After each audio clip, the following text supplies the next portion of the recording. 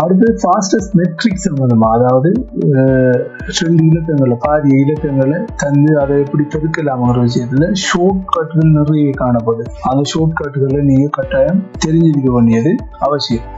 அந்த ஷார்ட் கட்டுகள் உங்களோட டைமை இன்னும் சேவ் பண்ணக்கூடிய மாதிரி இருக்கும். அந்த டைம்ல தொடர்ச்சியா உங்களுக்கு சேவ் பண்ணி தரும். உதாரணமா நான் இங்க உங்களுக்கு ஒன்று சொல்லலாம். என்ன சொன்னா, ஸ்கிரீன்ல உங்களுக்கு தெரியும் 95 பெருக்கும்போது வர விட என்னங்கிறது கேள்விப்படுது.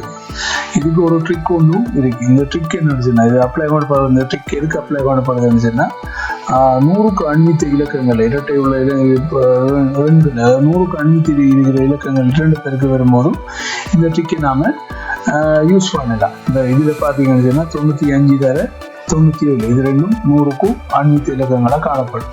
அப்ப இதை 100ல இருந்து நாம இந்த 2ல கழிக்கும் போது வார விடையை பாருங்க. 100ல இருந்து 95 கழிச்சா விட 5, அதே டைம்ல 100ல இருந்து 97 கழிச்சா விட 3. இது அடுத்த ஸ்டெப் என்ன, இந்த 2லையும் வார விடைகள் அந்த 5, 3 விடைகளை க்ளோஸ் வைஸா நீங்க கழிக்கணும்.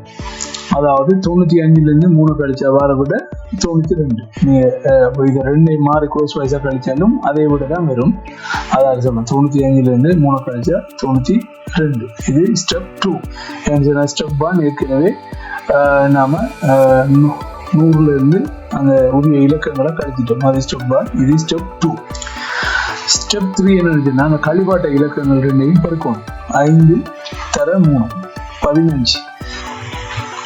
இப்ப என்ன விடைகிட்ட வந்துட்டோம். அதாவது ஸ்டெப் 2ஐயும் ஸ்டெப் 3லையும் வர விடைகளை ஒன்றாச்சு தவறதான் இதுக்குரிய விடை 92 15 9215 இதுக்கான விடை. இது விளங்கப்படுத்துறது ஒரு நிறைய ப்ராசஸ் மாதிரி இருக்கலாம். ஆனால் குயிக்கனை செய்யக்கூடிய மாதிரி இருக்கும். அந்த 3 ஸ்டெப்.